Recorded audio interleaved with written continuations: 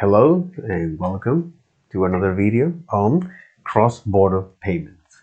So the whole point of this video is to, just recap a little bit of the roadmap that ChatGPT made for me, especially to learn more about the cross-border payment and the importance of recording that process and then put that at practice. So the ChatGPT output here was by weeks, specifically 21 days. So week one, the foundation of cross-border payments. And then week two, cross-border payment processes. Okay, and then the week three, emerging trends and advancement. So right now I am on the week one, day two type of cross-border payments. Okay, where he mentioned that explore different cross-border payment methods such as wire transfer, ACH, e-wallets, and cryptocurrency. And because first I look at two sources, the Stripe and Wise. So Stripe here describe that the challenge, especially on sending money across border, is risky. You have to follow some regulations. There are some hidden fees. It can be complex, and it is a challenging process if you're not familiar with. Even though the reason to do that is for business, allow them to reach to new customers, expand to new markets, and diversify their source of income. So with the right payment methods and strategy, so business can reduce costs, accelerate growth, and improve cash flow. Okay, which is the reason why I'm doing this. So all right, cool. So we're going to explore here various type of cross-border payments available. Okay, which is the type of cross-border payments, as well as the benefits of or the trade-off of cross-border payment and the process of receiving and sending cross-border payments. So Wise mentioned that yes, it involves the movement of funds across or between national borders, and it can be either business or consumers. Where now cross-border transactions doesn't involve, so cross-border transaction doesn't involve is the customer or merchant's locations, but it involve the where the business is located and where that card to pay was issued. So the type of e-commerce or the type of cross-border payments, we have is the wire transfer, which is an electronic transfer fund between financial institutions or banks, in different part of the world. Wire transfer are transmitted using various wire networks that service different geographic areas. And this is something very, very important to understand. So wire transfers are electronic transfer funds, or in the Spanish is transferencias cableadas. ¿No? So wire transfer and electronic transfer funds is this wire transfer are electronic transfer funds between banks or financial institutions. When we talk about the latter, financial institution exists to provide a wide variety of deposit, lending, and investing products, whether it's business or consumers or both. So some financial institutions focus on providing service and account for the general public, while others are more specialized for certain customers. Okay, so the type of financial institutions are banks and credit unions. Here are more widely common banks. Credit union is something very is on the U.S. Okay, so banks and credit unions, as well as investing banks such as J.P. Morgan Chase, Goldman Sachs, Morgan Stanley, Citigroup, Bank of America, Credit Suisse, and Deutsche Bank. Okay, all of these banks and brokerage firms such as Interactive Broker, something that I'm quite familiar with. So Interactive Brokers, Fidelity, Webull, Merrill, TD Ameritrade, and Robinhood. And again, these are being seen as type of financial institution, brokerage firms.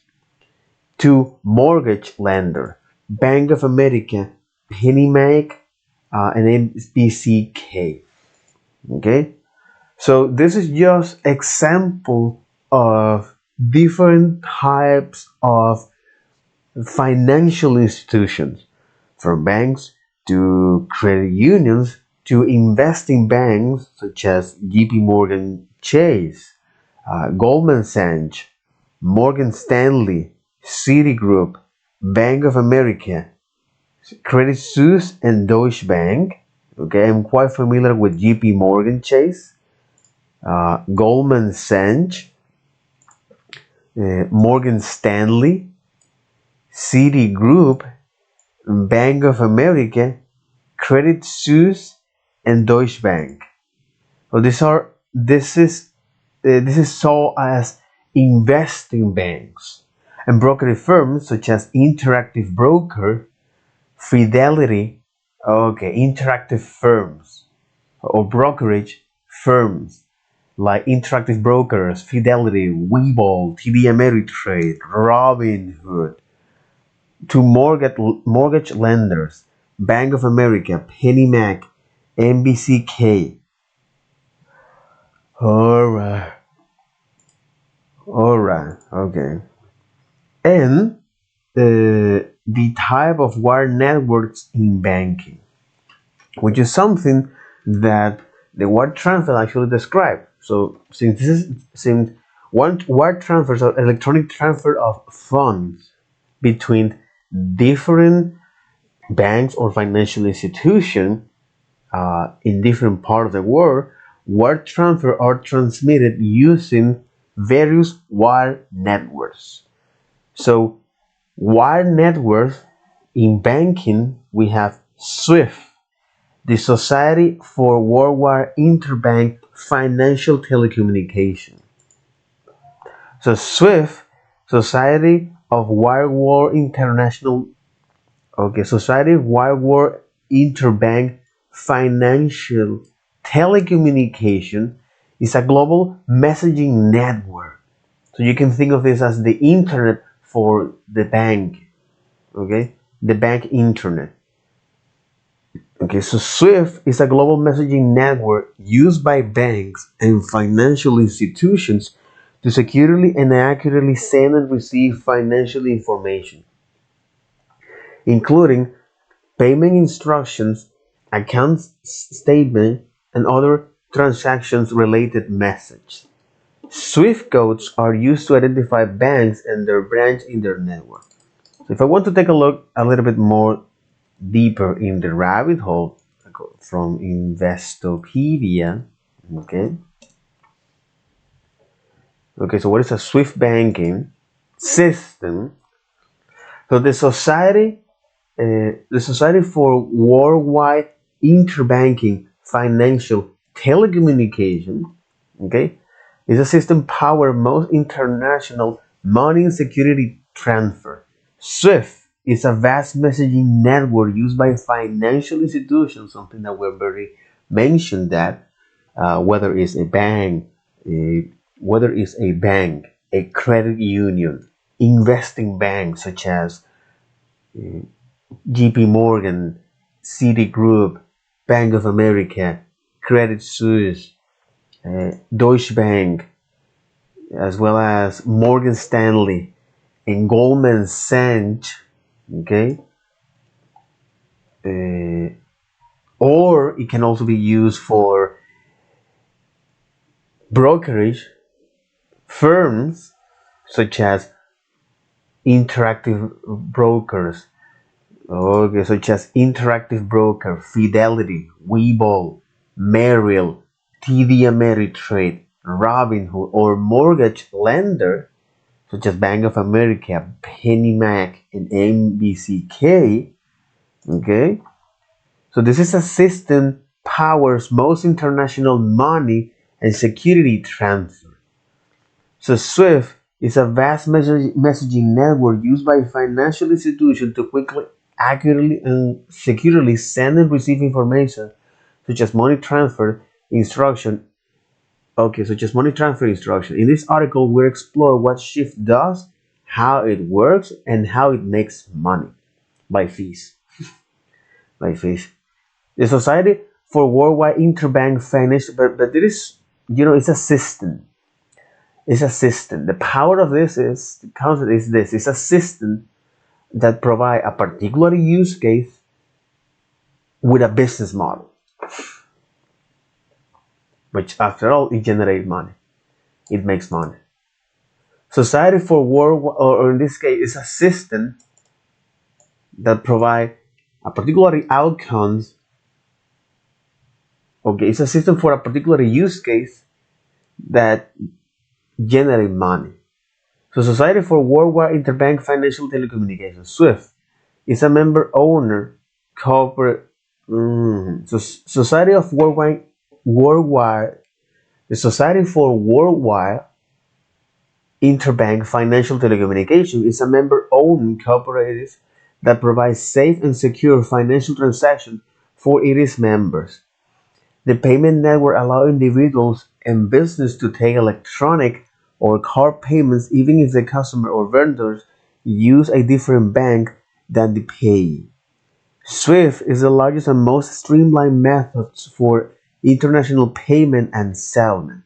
SWIFT works by assigning each member institution a unique ID code, a big number, that identify the bank names, country, and city. Country, city, and branch.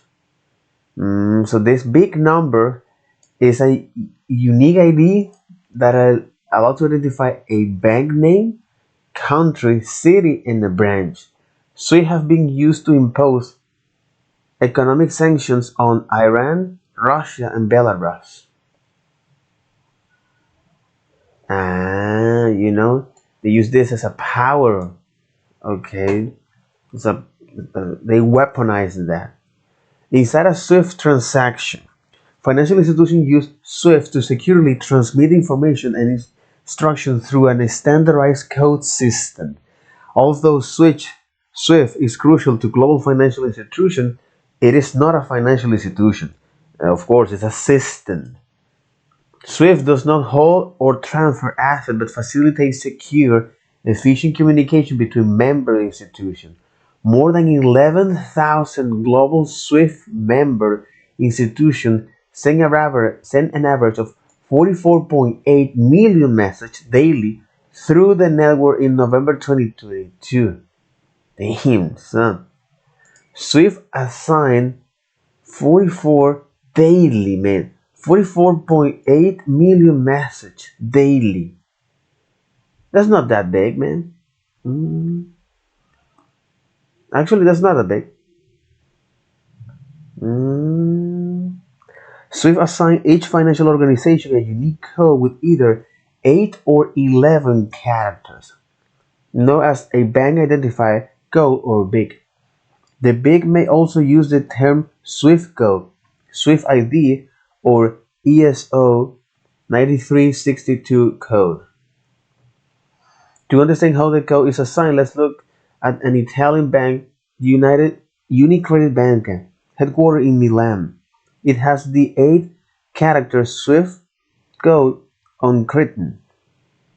First 4 characters, the institute code, next 2 characters, the country code, the location city, and the last 3 characters optional, but organizations use them to assign codes to individual branch.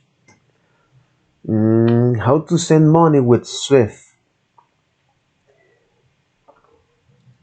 And the word before Swift, telex.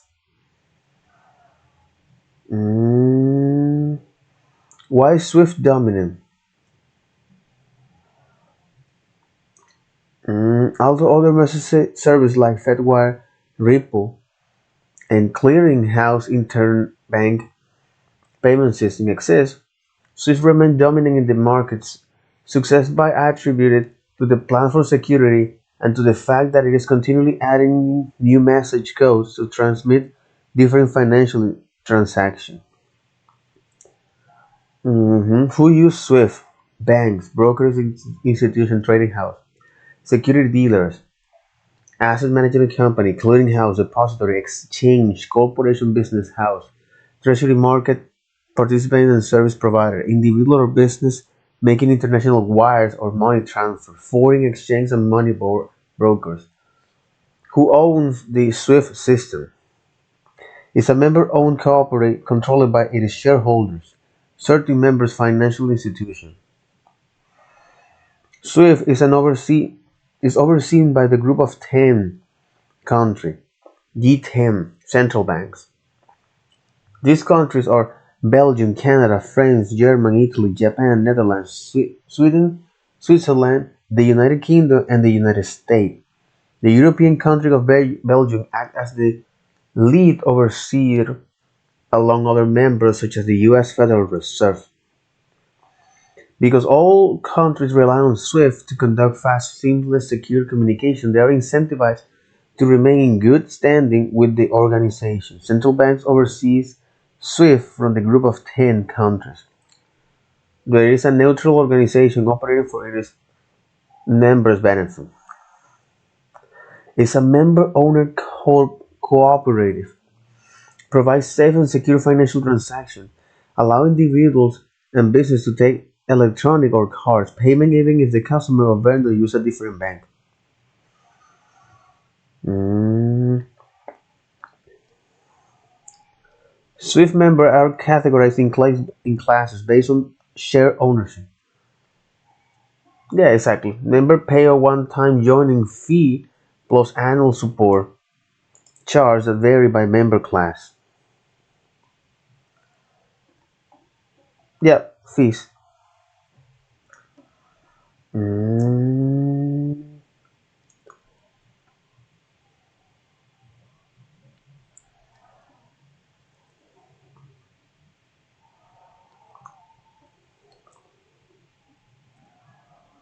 mm.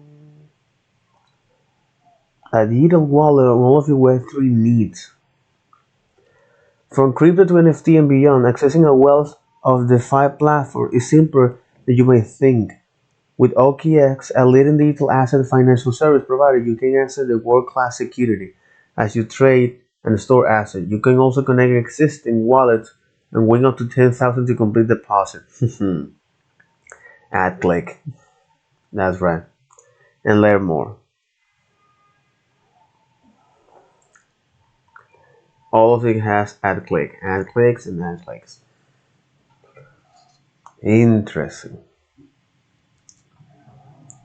Very, very interesting, by the way.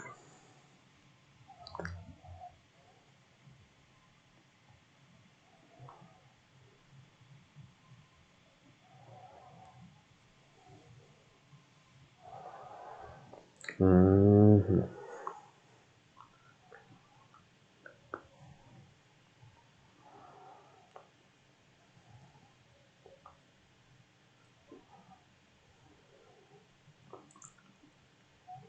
Mhm.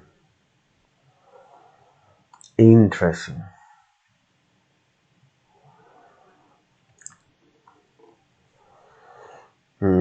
So in any case, so the Swift is a system, okay, As I mentioned here, so SWIFT, the Society of Worldwide Interbanking Financial Telecommunication, is a global messaging network, or is a system. It's a global messaging network.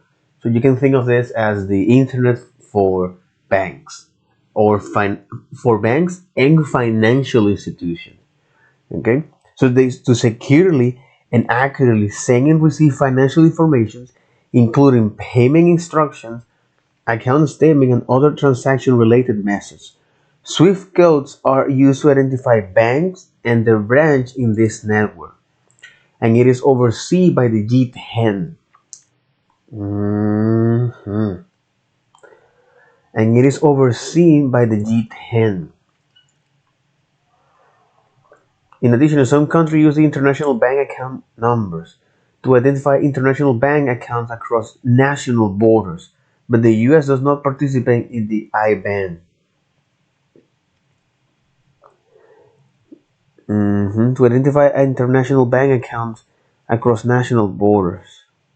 Through SWIFT, primarily started for simple payment instructions, it now sends various messages including security, treasury, trade, and system transactions. In SWIFT, latest report from December 2022, data show that most SWIFT traffic is still for payments and security message. The remaining traffic flow from treasury trades and systems transactions. And who use SWIFT? And who owns SWIFT? SWIFT is overseen by the Group of 10 G10 central banks. Interesting. So that'll be all for this video. Take care. Bye bye.